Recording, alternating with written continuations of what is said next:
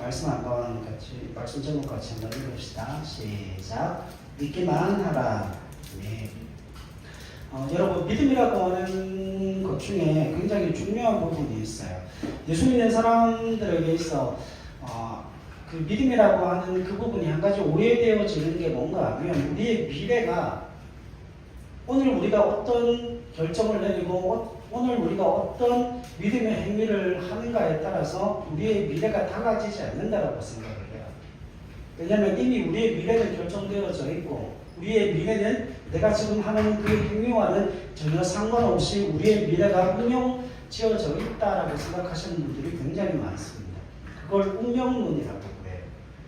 여러분 그건 믿음의 세계에 통용되어지지 않는 말이에요.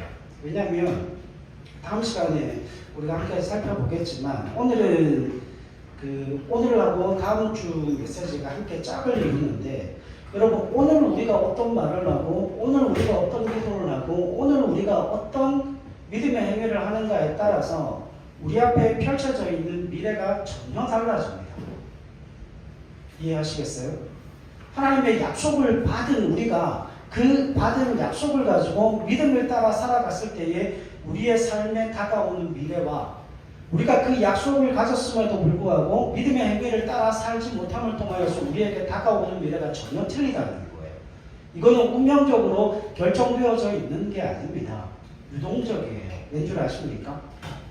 하나님은 결국 우리가 가는 그 길을 다 알고 계시지만 우리가 하나님이 아니잖아요. 저와 여러분들은 하나님이 아니잖아요. 근데 그 하나님은 어떤 하나님이신가 하면 우리의 삶과는 전혀 상관없이 우리의 삶과는 멀리 떨어져서 단지 우리가 어떤 행위를 통하여서 한번 상 주고 또 가시고 그냥 제3자의 입장으로 우리의 삶을 그냥 두고 보시는 분이 아니라는 거예요. 오늘 우리가 찬양했지만 그분은 우리와 함께 길을 가시는 분이시기 때문에 우리가 어떤 방향으로 어떤 결정을 내리고 어떤 믿음의 행위를 하는가에 따라 그분이 어디를 가실 수 있어요? 고난의 길을 우리와 함께 가실 수도 있습니다. 그러나 그것이 아니라 우리가 내리는 그 결정을 통하여서 주님께서 그 고난의 길이 아니라 기쁨과 영광의 길을 함께 걸으시면서 우리가 맞이할 그 미래를 하나님께서 우리에게 허락하신다는 거예요. 그러니까 믿음이라고 하는 건 결정되어져 있는 미래로 가는 게 아니라고 하는 겁니다. 오늘 우리가 어떤 선택을 하는가에 따라서 오늘 우리가 어떤 삶을 사는가에 따라서 우리에게 다가오는 미래가 전혀 달라진다는 사실을 알게 될 겁니다. 다음 주에. 그럼 오늘은 본문의 말씀을 통하여서 우리가 한 가지를 좀 생각해 볼 게 있습니다. 오늘 굉장히 중요한 문제인데 오늘 본문에 있는 말씀에 보면 여러분 저는 개인적으로 그래요. 개인적으로 가장 힘들 때가 언젠가 하면 기도하다가 무너질 때가 제일 힘들어요. 예배하다가 무너질 때가 제일 힘듭니다. 예를 들면 작년 12월 같은 경우에 여러분 우리가 하나님의 약속을 가지고 있고 하나님의 은혜를 가지고 있음에도 불구하고 그 약속과 은혜가 삶 속에 이루어지지 않으면 그것 때문에 얼마나 힘든지 몰라요. 여러분 기도는 뭘 가지고 하죠? 기대를 가지고 하죠. 내 기도를 들으시는 하나님이 계시고 그 하나님이 나를 사랑하는 분이시고 하나님이 나를 복주시기 위해서 나신 하나님이라는 그 사실을 이미 제가 알고 있거든요. 그래서 저는 그 하나님에 대해서 제 개인적으로는 그렇게 고백합니다. 사랑의 눈먼 하나님. 비록 내가 실수하고 내가 실패하고 내가 절망하고 좌절할지라도 하나님은 나를 절대 포기하지 아니하시고 내게 복을 주시기로 작정하신 분. 그래서 저는 그 하나님을 사랑의 눈먼 하나님이라 그렇게 기도하면서 불러요. 근데 여러분 우리가 하나님 앞에 드리는 기도가 그 반드시 응답이 되어질 것이라고 하는 그 기대를 가지고 기도하는데 언제가 가장 힘듭니까? 그 기대가 무너질 때가 가장 힘들고 고통스럽습니다. 다들 이런 경험을 가지고 계실 거예요. 그런데 실제로 기도하는 내용이 여러분 혼자 잘 먹고 잘 살겠다는 게 아니고 나 혼자 잘 먹고 잘 살겠다는 게 아니고 나를 위한 기도도 아닌데 왜 응답을 하지 않으시는지 이해가 되지 않을 때가 얼마나 많은지 몰라요. 여러분 나를 위한 기도가 아니라 다른 누군가를 위한 중보, 다른 누군가를 위한 이웃을 위한 기도라면 당연히 응답해야 되는 것 아닌가. 그리고 그 기도할 때마다 저한테는 개인적으로 가장 큰 문제가 되는 건 이거예요. 영적인 온도를 한껏 올려주셨거든요. 여러분 기도하다 보면 영적인 온도가 올라가잖아요. 영적인 온도가 올라가면 날씨가 그렇게 추운데도 영적인 온도가 올라가면 왜 옷을 벗게 되잖아요. 뜨거우니까. 그 영적인 온도를 한껏 올려놓으시고 응답도 주시고 그 기대감을 가지고 이제 응답이 오겠구나 하는 그 기대를 가지고 있는데 그 기대를 무너뜨리시면 그게 얼마나 크게 낙심이 되어지는지 모릅니다. 그러면 몇 달 며칠을 낙심 때문에 헤어나지를 못하죠. 뭐 결국은 회복해서 갈 거지만 굉장히 그 뒤로부터는 뭐 며칠간 몇 주간 기도하는 게 굉장히 힘들고 어렵습니다. 많이 간청하고 엎드렸음에도 기도하는 정반대로 일이 진행될 때 우리는 절망에 빠지고 낙심을 하게 되죠. 여러분 이럴 때 우리가 정말 어떻게 해야 하는 걸까? 오늘 성경이 그 이야기를 하고 있습니다. 도대체 하나님은 왜 우리를 이런 절망으로 몰아넣으시는 걸까? 이 질문을 가지고 오늘 본문의 말씀을 함께 살펴봤으면 좋겠어요. 도대체 왜 하나님은 우리를 그와 같은 절망으로, 좌절로, 낙심으로 우리의 발걸음을 인도하실까? 과연 그 좌절과 절망과 낙심의 현장 가운데서 우리가 뭘 할 수 있을까? 거기에 대한 해답을 오늘 본문을 통해서 좀 발견할 수 있었으면 좋겠습니다. 우리 함께 읽었던 5장 22절로 23절 말씀 한번 보십시오. 같이 한번 읽을게요. 마가복음 5장 22절로 23절 시작. 회당장 중에 하나인 야이로라 하는 이가 와서 예수를 보고 발 아래 엎드려 간곡히 구하여 이르되 내 어린 딸이 죽게 되었사오니 오셔서 그 위에 손을 얹으사 그로 구원을 받아 살게 하소서 하거늘. 아멘. 여러분 여기 22절에 보니까 이 회당장 중에 하나인 야이로라 하는 사람이 예수를 보고 뭘 했다고 그럽니까? 그 발 아래 엎드렸다라고 이야기를 합니다. 여러분 어떤 한 개인이 어떤 다른 개인 앞에 무릎을 꿇고 몸을 낮추고 엎드렸다라고 하는 것이 무슨 의미를 가지고 있어요? 자기 자신의 체면과 위신을 다 뭐하는 행위죠? 포기하는 행위입니다. 무릎을 꿇는다는 것은 완전한 패배를 인정하는 거예요. 예를 들면 이런 겁니다. 여러분 야곱이 에서를 만나러 갈 때에 에서가 400일을 보내고 온다는 이야기를 듣고 야곱이 뭐 하죠? 자신의 가족들을 네 대로 나누어서 가고 자기가 제일 뒤에 가겠다라고 이야기를 하죠. 그래서 야곱 가까이서 씨름을 하고 난 다음에 하나님의 은혜를 받고 난 다음에 그 형 에서를 만날 때에 뭐 합니까? 머리를 땅바닥에 조아리면서 절을 합니다. 그게 무슨 이야기예요? 항복이라는 의미입니다. 나는 완전히 실패하고 나는 당신에게 완전히 패배를 인정합니다라고 하는 그 의미를 가지고 있어요. 그러니까 무릎을 꿇고 엎드리고 머리를 조아린다라고 하는 것, 그 의미를 가지고 있는 겁니다. 자, 마가복음에 보면 예수님의 발 앞에 무릎을 꿇는 경우가 딱 2번 등장합니다. 오늘 본문에 등장하는 회당장 야이로가 그런 일을 했고 또 한 사람이 등장해요. 수로보니게 여인이 자기 아이를 고쳐달라고 자기 딸에게 귀신을 쫓아달라고 요청할 때 예수님 앞에 와서 뭐합니까? 무릎을 꿇습니다. 성경에 딱 2번밖에는 없어요. 그런데 이 사람이 예수님 앞에 무릎을 꿇었을 뿐 아니라 뭐라고 이야기를 해요? 22절에 회당장 중에 하나인 야이로라 하는 이가 와서 예수를 보고 발 아래 엎드려 23절 간곡히 구하여 이르되. 여러분 여기서 간곡히 구하여 이르되라고 하는 이 이야기는 점잖게 한두 번 부탁을 한 게 아니라는 거예요.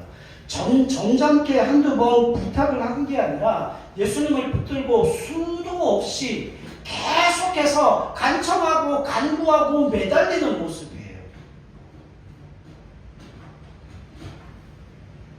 여러분 체면을 버리고 수도 없이 지금 이 야이로가 그 예수님의 옷자락을 붙들고 간구하는 모습을 보입니다.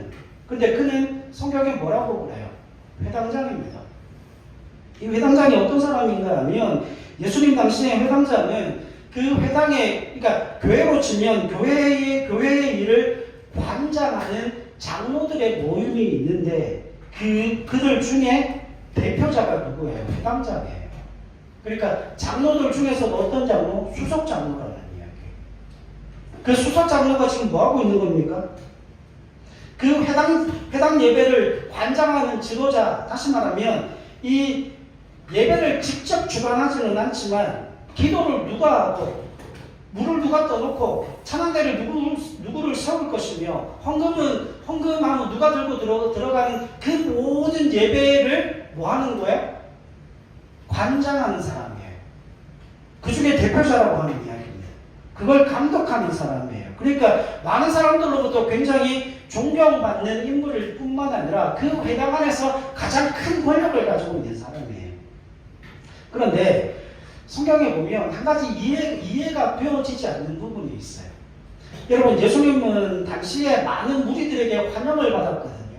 예수님께서 뭐 하셨기 때문에 많은 병자들을 고치시고 예수님을 따라다니는 사람들에게 오병이어 7병이어를 통하여서 그들의 필요를 채워주셨거든요. 그런데 가버나움에, 오늘 본문에 나오는 이 가버나움의 바리새인들에게 있어서 예수님은 미움의 대상이었어요. 마가복음 3장으로 한번 가보시죠. 마가복음 3장 1절에 6절 말씀 한번 보세요. 같이 읽읍시다. 시작. 예수께서 다시 회당에 들어가시니 한쪽 손 마른 사람이 거기에 있는지라 사람들이 예수를 고발하려 하여 안식일에 그 사람을 고치시는가 주시하고 있거늘 예수께서 손 마른 사람에게 이르시되 한가운데에 일어서라 하시고 그들에게 이르시되 안식일에 선을 행하는 것과 악을 행하는 것, 생명을 구하는 것과 죽이는 것 어느 것이 옳으냐 하시니 그들이 잠잠하거늘 그들의 마음이 완악함을 탄식하사 노하심으로 그들을 둘러보시고 그 사람에게 이르되 내 손을 내밀라 하시니 내밀매 그 손이 회복되었더라. 6절 바리새인들이 나가서 곧 헤롯 땅과 함께 어떻게 하여 예수를 죽일까 의논하니라. 여러분, 성경에 보면 바리새인들과 헤롯 땅은 철천지 원수입니다. 이 사람들이 친구가 되어질 수 없는 사람들이에요. 그런데 지금 무슨 문제로 친구가 되는 거죠? 예수님을 어떻게 죽일까를 의논하는 그 정치적인 문제에 있어서 뭐가 되는 거예요? 동료들이 되는 거죠. 원래는 이 바리새인들과 헤롯 땅들이 서로 등을 맞대고 싸우는 존재들이거든요. 화합될 수 없는 존재들입니다. 그러니까 여러분, 안식일날 회당에서 손 마른 사람을 고친 그 일로 인하여서 바리새인들과 헤롯 땅이 함께 예수님을 죽이기로 합니다. 결의를 하는 거죠. 여러분, 이런 상황 가운데서 그 회당 안에 있는 야이로는 누굽니까? 회당장이에요. 바리새인이에요. 그러면 예수님에게 호감을 가지고 있었겠습니까? 아니면 예수님께 반감을 가지고 있는 게 맞을까요? 반감을 가지고 있어요. 호감을 가질 수가 없는 겁니다. 그런데 그런 호감을 가지고 있지 않고 그 회당을 관리하는 바리새인들 중에 최고의 권력자라고 하는 이 야이로가 지금 누구의 발 아래 엎드려 있는가 하면 예수의 발 아래 엎드려서 간청하고 있습니다. 이건 무슨 이야기인가 하면 동료 바리새인들과 회당의 장로들에게 뭘 받을 수 있는 거예요? 손가락질과 따돌림을 받을 수 있는 그와 같은 상황에 놓여져 있었다라고 하는 거죠. 게다가 이런 일과 이런 행동을 어떻게 하는가 하면 드러내놓고 합니다. 공개적으로 지금 이 일을 하고 있어요. 주위에 사람들이 있다는 거예요? 없다는 거예요?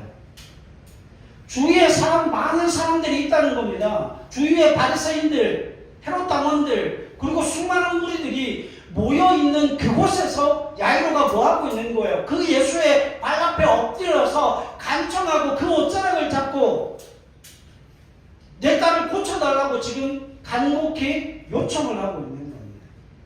그냥 한두 번 그렇게 이야기하는 게 아니라 여러분, 우리가 잘 알듯이 그 예수님의 바지가랑이를 붙들고 예수님 고쳐주지 않으면 못 갑니다.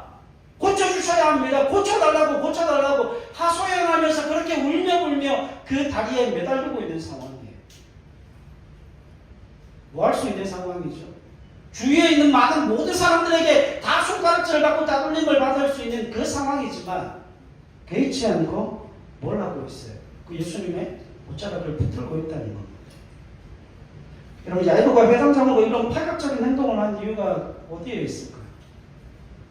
그의 어린 딸이 죽어가고 있었기 때문에 그래요. 42절을 한번 보십시오. 5장 42절.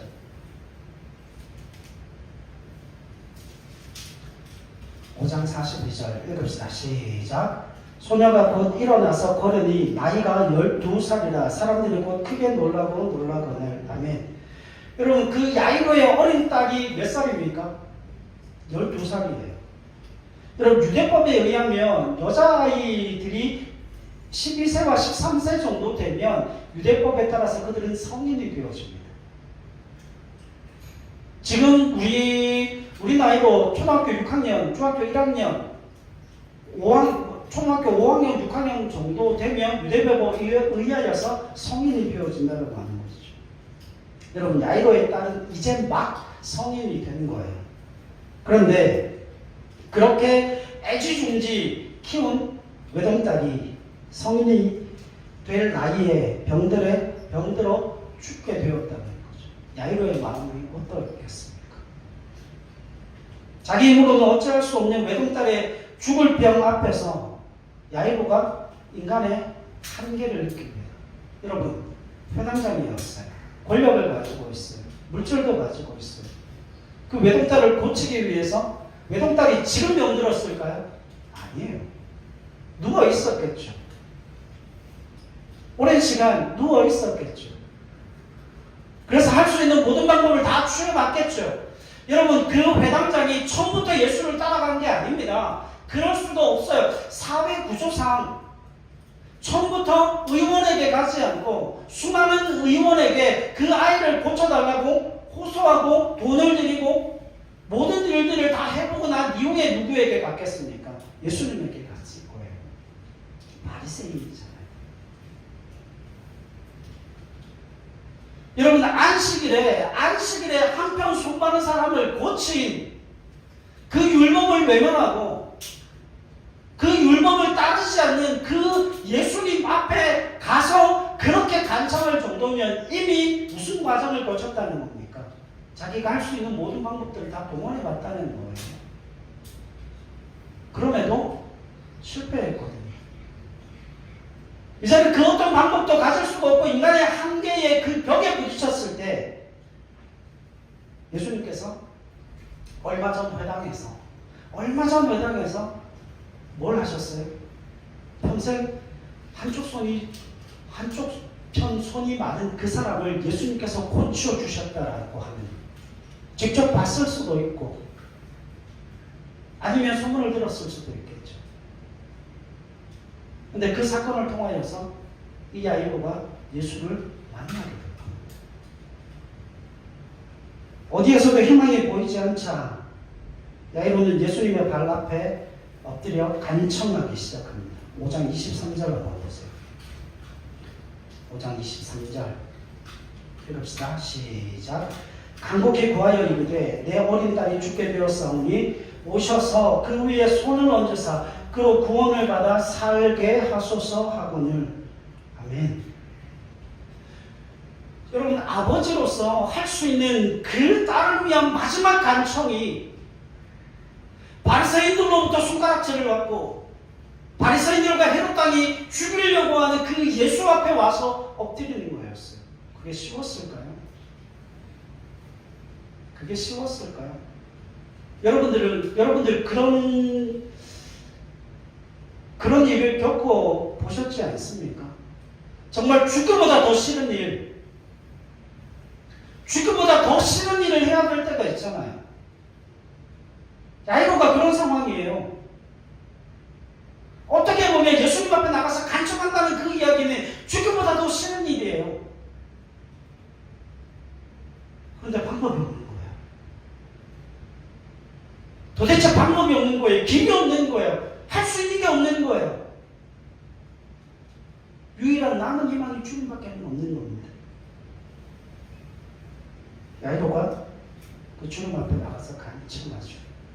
여러분, 수많은 사람들이 둘러쳐져 있는 그 상황 가운데서 성경에 보니까 예수님께서 야이로와 함께 동행하셨다 그러는데 수많은 무리가 그 예수님을 따라가서 이리 밀치고 저리 밀치고 해서 앞으로 나아갈 수 없을 정도로 수많은 사람들이 모였다고 그럽니다.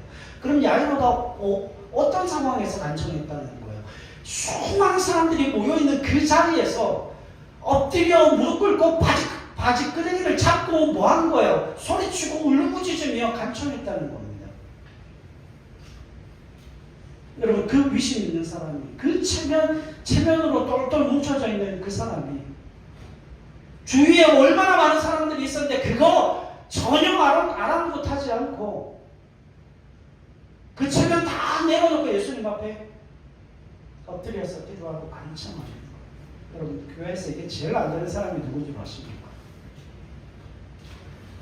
교회에서 이게 제일 안 되는 인간들이 누굴 줄 아세요?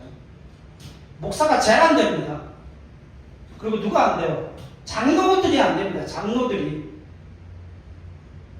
여러분들 울고불고 기도하면서 단 위에서 울고불고 기도하고 울부짖고 부르짖고 땅바닥을 치고 가슴을 치면서 기도하는 목사를 보셨습니까? 저는 근래에 본 적이 없습니다. 그런 장로들 본 적 계십니까? 저는 그런 장로들도 본 적이 없어요. 여러분, 그들은 왜 눈물을 흘리지 못하고, 왜 바닥에 무릎 꿇지 못하고, 왜 엎드리지 못하고, 왜 그렇게 손에 내서 주님의 끄댕이를 그렇게 잡고 주님 못 갑니다. 주님 축복하시지 않으면, 은혜 베풀지 않으면 못 갑니다. 왜 간청하지 못하는 줄 아십니까? 체면 때문에 그래요. 여러분, 그 외롭들이 죽어가는데 체면이 무슨 소용이 있냐는 거죠. 예수님의 말씀을 멈출 수 있게 하는 그 유일한 한 가지는 자신이 가지고 있는 건 다 내팽개치는 거예요. 왜? 살아야죠. 그 외롭다를 살릴 수 있는 길이 주님밖에 없는데 점잖게 위험있게 격식을 차려서 주님 한번 안수해 주시죠. 이따위로 이야기하는 사람들이 어디 있어요? 그건 뭐죠? 그건 덜 죽어서 그래요. 덜 급해서 그래요. 급하면 다른 사람은 안 보입니다.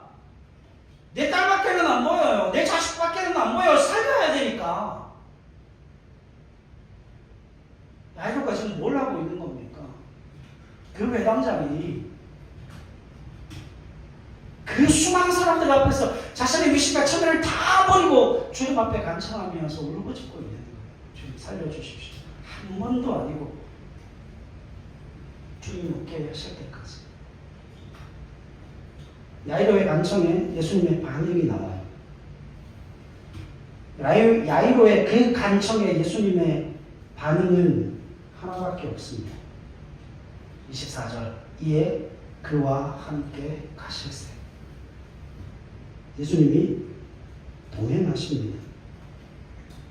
여러분, 주님의 동행하심으로 말미암아 이 야이로가 느꼈을 그 마음의 평안이, 그 마음의 기대감이 얼마나 컸을지 상상해 보셨습니까?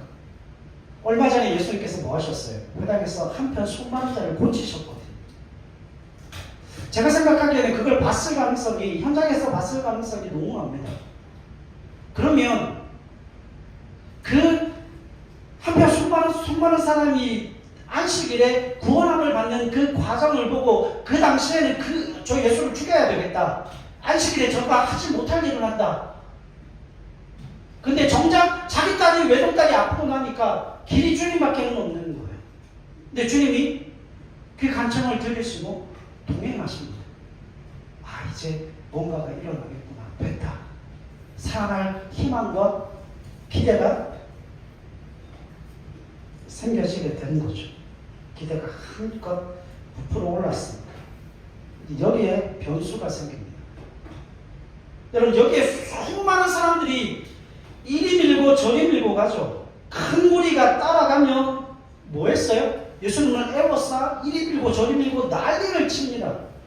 근데 한 가지 변수가 생기는데 우리가 잘 아는 혈류증 여인이 그 수많은 사람들 무리 틈에서 예수님의 옷자락을 만져. 그래서 예수님의 능력이 예수님께서 나가서 그 여인의 혈류증이 낫게 되는 일이 일어나게 되죠. 여러분, 소동이 벌어지고 거기서 가던 그 일이 지체되어지게 됩니다. 불행하게도 그 사이 누가 죽습니까? 야이로의 딸이 죽습니다. 이 소식을 들은 야이로가 어떤 반응을 보였는지는 성경이 침묵하고 있어요. 35절로 36절 말씀 한번 보시겠습니까? 마가복음 5장 35절로 36절 읽읍시다. 시작. 아직 예수께서 말씀하실 때에 회당장의 집에서 사람들이 와서 회당장에게 이르되 당신의 딸이 죽었나이다. 어찌하여 선생을 더욱 괴롭게 하나이까? 예수께서 그 하는 말을 곁에서 들으시고 회당장에게 이르시되 두려워하지 말고 믿기만 하라 하시고. 아멘. 여러분, 딸이 죽었다는 소식이 들려옵니다. 더 이상 예수님을 붙들어봤자 아무 소용이 없다. 딸을 위하여 울어야 할 것 아닌가. 이제 그 예수님을 놓아주고 빨리 집으로 돌아가서 뭘 준비해야 됩니까? 장례를 준비해야 할 시간입니다. 이런 상황에 도대체 예수가 무슨 소용이 있냐는 거예요. 이제 그만 예수를 놓으라고 사람들이 이야기를 합니다. 사람이 이미 죽었는데 예수님에게 무슨 뾰족한 수가 있겠는가? 발 앞에 가서 엎드려 빌고 간청했음에도 불구하고 아무 소용이 없지 않았는가? 하나밖에 없는 딸의 죽음은 그에게 절망이었겠죠. 인생에서 가장 소중한 것을 빼앗겼다는 두려움이 그를 사로잡았을 겁니다. 여러분 생각해 보세요. 야이로가 느꼈을 그 절망감이 얼마나 대단했는가 하면 예수님으로 말미암아 한껏 기대가 올라가 있는 상황 가운데서 지체되어짐으로 말미암아 그 아이가 죽어버렸어요. 완전 육상 빌딩에서 떨어진 거예요. 소망이 완전히 꺾여버린 겁니다. 여러분 실제로 우리 인생은 두려움을 줄 만한 일들이 가득 채워져 있죠. 정말 이렇게 어렵고 힘든 상황 속에서 어떻게 살아야 할지, 이 경제적인 어려움을 어떻게 극복해야 할지, 주변 사람들이 나를 어떻게 평가할 것인가에 대한 두려움들, 앞날이 불투명한 그와 같은 두려움, 또 인생에서 가장 소중한 것을 빼앗길지도 모른다라고 하는 그 두려움. 우리는 그 수많은 두려움의 공포 속에서 살아갑니다. 그런데 여러분 보세요. 두려워 떨고 있는 그 야이로를 향하여서 성경을 자세하게 읽어보시면 주님의 책망이 나타나지 않아요. 그 두려움에 떨고 있는 야이로를 향하여서 주님께서 책망하지 않으십니다. 여러분 두려움은 당연한 거예요. 여러분 두려움은 어쩔 수 없는 거예요. 우리의 연약함 때문에 두려움은 우리에게 다가올 수밖에 없습니다. 우리의 평생에 사는 날 동안에 그 두려움은 우리가 해결할 수 있는 문제가 아니에요. 두려움은 어떤 경우에도 우리에게 엄습해 오게 됩니다. 문제는 그 두려움을 어떻게 극복할 수 있을까가 문제인 거예요. 여러분 육신의 정욕은 끊을 수 있는 게 아닙니다. 육신의 정욕은 항상 우리에게 와요. 식욕, 성욕, 수면욕, 우리가 가지고 있는 그 기본적인 욕구는 여러분 끊을 수 없어요. 평생 우리에게 와서 우리를 시험하고 우리를 유혹합니다. 그걸 어떻게 극복하느냐가 중요한 문제라고 하는 것입니다. 두려움 자체가 사라지지는 않습니다. 그런데 주님은 두려워하는 야이로에게 왜 두려워하느냐고 꾸짖지 않으십니다. 대신 주님은 야이로를 향하여서 이렇게 말씀합니다. 두려워하지 말고 믿기만 하라. 두려워하지 말고 믿기만 하라. 여러분 진정한 믿음은 두려워할 수밖에 없는 순간에 그 두려움을 뭐하는 거예요? 다스리는 것이 진정한 믿음이라고 말씀하십니다. 여러분 우리가 두려움을 극복할 수 있는 이유가 있어요. 지금 우리가 읽었던 말씀 가운데 굉장히 중요한 힌트가 나타납니다.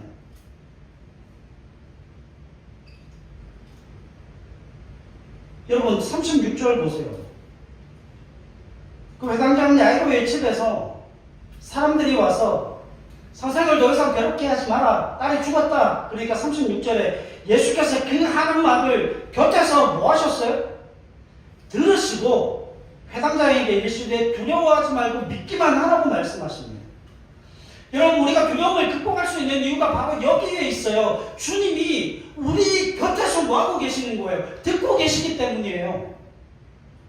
주님이 들으셨다라고 하는 건 그 문제에 대해서 뭐 한다는 겁니까? 해결책이 주어진다는 의미를 담고 있습니다. 여러분 우리가 주님을 어떻게 생각하는가? 우리를 두려움에 빠뜨리는 불행한 소식을 주님은 못 들은 척하지 않으신다는 거. 여기에 오해가 없으셔야 돼요. 주님의 말씀은 이거 한마디 뿐이셨어요. 두려워하지 말고 믿기만 하라. 여러분 주님은 그 야이로의 딸이 왜 죽었는지에 대해서 장황하게 설명하지 않으십니다. 그 원인과 이유에 대해서 장황하게 설명하지 않으세요. 설명이 전혀 없어요. 거기에 대한 언급이 전혀 없습니다. 혈류증 여인과 씨름하느라 이렇게 지체에 되었기 때문에 아이가 죽었다라고 하는 변명도 하지 않으십니다. 오직 한마디, 두려워하지 말고 믿기만 하라. 이게 전부였어요. 여러분 우리는 우리가 당하는 시련과 환난의 이유를 알기를 원합니다. 근데 여러분 그 원인과 이유를 정확하게 알고 있다고 해서 문제가 해결되는 게 아니에요. 문제 해결의 열쇠는 전혀 다른 데 있습니다. 그 아이가 왜 죽었는지, 언제 죽었는지 그게 중요한 게 아니라는 거예요. 그 문제를 해결할 수 있는 유일한 열쇠는 두려워하지 말고 뭐 하라는 겁니까? 믿기만 하라는 거예요. 여기에 굉장히 중요한 사실 한 가지가 있어요. 여러분 내 힘으로는 감당 안 되는 슬픈 소식 앞에서 망연자실하여 서 있는 우리에게 주님이 하시는 말씀이 이거예요. 두려워하지 말고 믿기만 하라. 여러분 주님이 누구십니까? 온 우주 만물을 창조하신 만왕의 왕이십니다. 주님은 우리의 소원이 좌절되고 두려워할 때 이렇게 말씀하세요. 두려워하지 말고 믿기만 하라. 여러분 성경에 보니까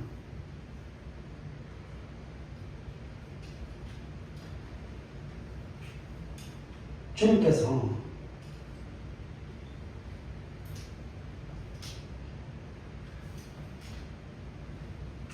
그 야이로에게 주님이 몸으로 직접 행동으로 보여주시는 게 있습니다. 야이로의 딸이 죽었어요? 살았어요? 죽었잖아요. 그 이야기를 누가 들었어요? 야이로도 듣고 누구도 들었어요? 주님도 들었습니다. 그 집에서 죽었죠. 그런데 주님이 지금 그 야이로에게 두려워 말라, 믿기만 하라, 그 이야기를 하시고 야이로와 주님이 함께 어디를 갑니까? 야이로와 주님이 함께 그 아이가 죽어있는, 외동딸이 죽어있는 그 집으로 들어갑니다. 그러면 보세요. 야이로의 외동딸은 이미 죽었어요. 그러면 야이로는 지금 어디로 가는 거죠? 야이로는 어디로 가는 거예요? 그 죽은 딸에게로 가는 거예요. 자신의 모든 기대와 자신의 모든 소망과 자신의 모든 열정과 열심과 기대와 소망이 다 끊어진 그곳으로 가는데 누구와 함께 갑니까? 주님과 함께 갑니다. 이게 중요해요. 37절과 38절. 베드로와 야고보와 요한의 형제 요한 외에 아무도 따라옴을 허락하지 아니하시고 회당장의 집에 함께 가사 떠드는 것과 사람들이 울며 심히 통곡하는 것을 보시고 회당장의 집에 예수님께서 함께 가십니다. 회복될 길이 없는 상황 속에서 성경이 우리에게 도전하는 바가 이거예요. 회복될 길이 없는 그 상황 속에서 예수님을 모시고 가라는 겁니다. 우리의 모든 소원을 무산시키고 절망 가운데 우리가 빠져있다 할지라도 그 좌절과 그 절망과 그 낙심의 자리로 누구와 함께 가라는 거예요? 주님과 함께 가라는 겁니다.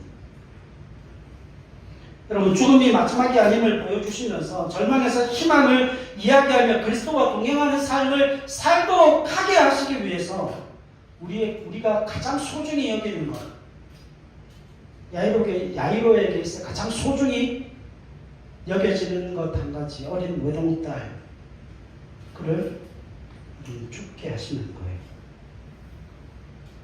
우리의 소원이 당장 이루어지지 않는다 할지라도 그것이 끝이 아니며 궁극적인 소망이 남아있다는 것을 주님께서 우리에게 가르쳐주고 싶어 하십니다. 성경에서 저는 이게 제일 중요하다고 봐요. 여러분, 주님은 죽음의 한복판에서 뭘 만들어 드실 수 있는 분이세요. 부활의 소망이 있음을 우리에게 가르쳐 주시는 분이십니다. 육신이 썩고 해체되며 먼지로 사라지는 그 무덤에서 걸어 나오신 분이세요. 절망의 밭에 희망의 씨를 뿌리기 위해서 어디로 들어가시는 분이십니까? 그 절망의 한복판으로 걸어 들어가시는 분이십니다.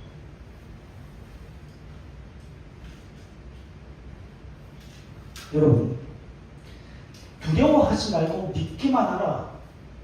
그 이야기는 여러분들에게 그 희망의 씨앗을 뿌리라는 게 아니에요.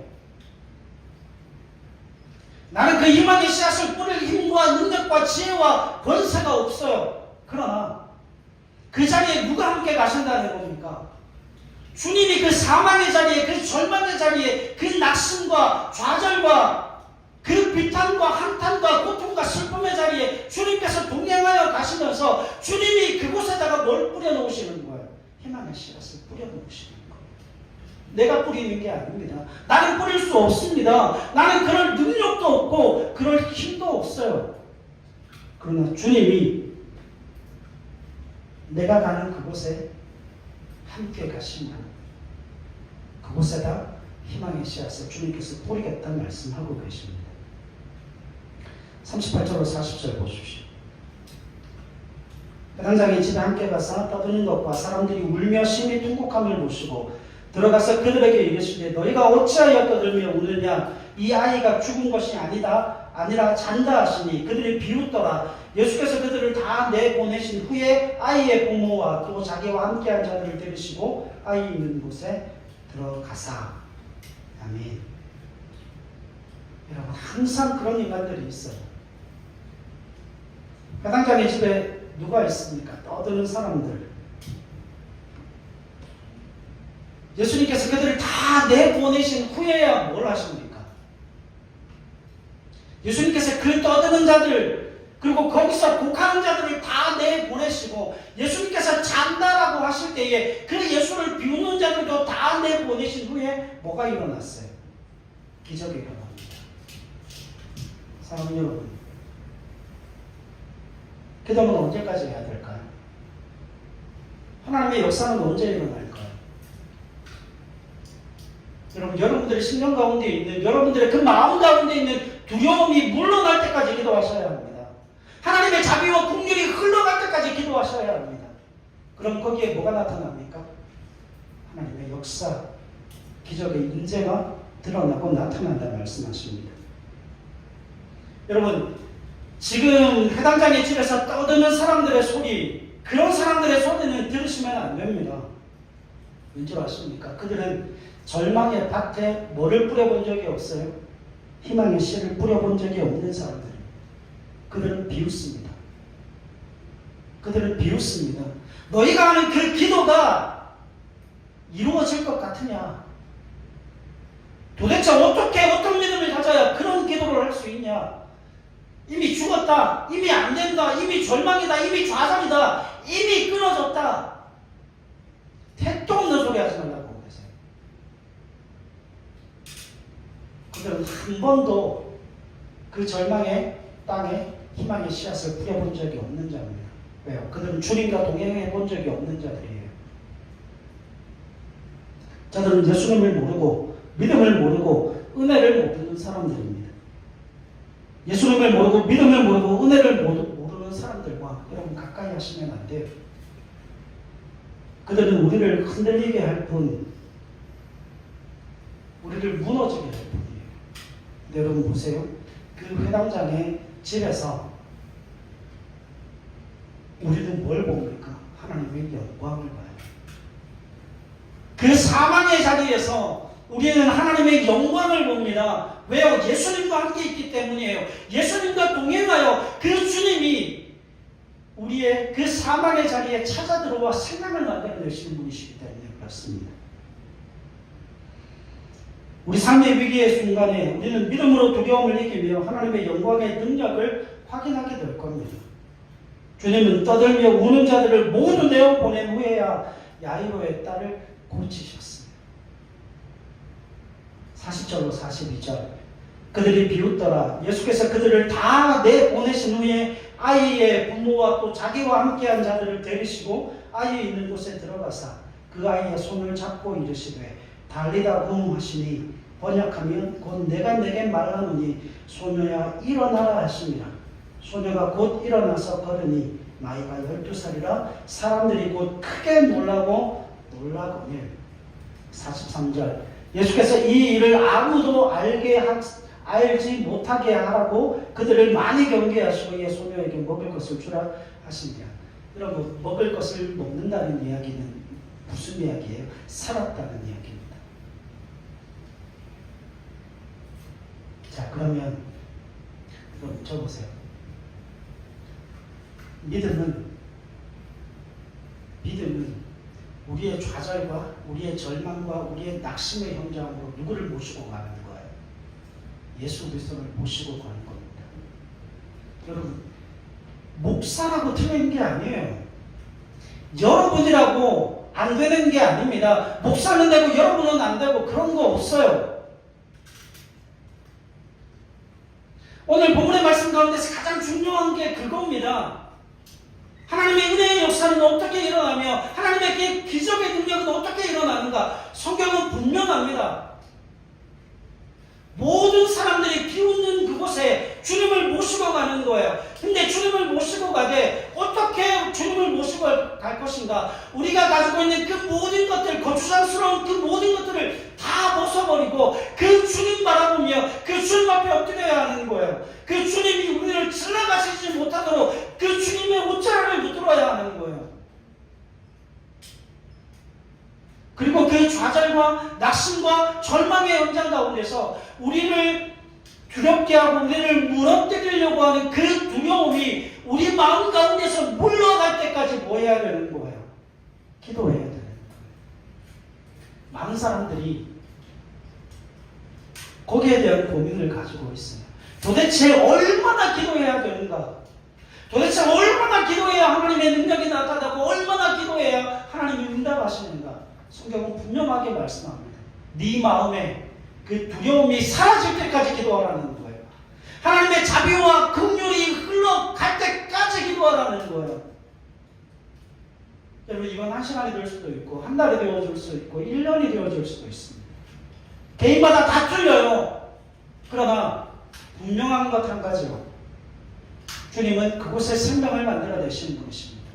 그래서 주님이 두려워하지 말고 믿기만 하라. 그러니까 믿음이 올 때까지 기도하시면 됩니다. 우리 가운데 있는 그 두려움이 물러서고 그 두려움이 평안과 안식으로 바뀌어지고 믿음으로 바뀌어지고 그 두려움이 사랑과 자비와 긍휼로 변화되어지기만 하면 그래서 우리의 심령 가운데 하나님의 자비와 긍휼이 흘러가며 하나님의 역사는 그곳에서 일어납니다. 그래서 제가 말씀드렸잖아요. 여러분 하나님의 문명 우리 기쁨의 교회가 영적인 기류가 바뀌어지고 있다고요.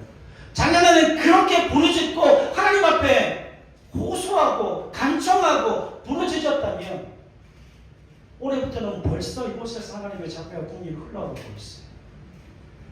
그래서 하나님의 역사가 일어나는 거예요. 여러분들의 그 삶의 현장에 여러분들이 그렇게 힘겨워하고 고통스러워하는 정말 인생의 그 한계 상황 속에 주님을 모셔갈 수 있기를 바랍니다. 그리고 그 주님과 그 사망의 자리, 그 절망의 자리, 그 낙심과 좌절의 자리에서 그 주님의 음성을 기억하십시오. 두려워하지 마라. 믿기만 해라.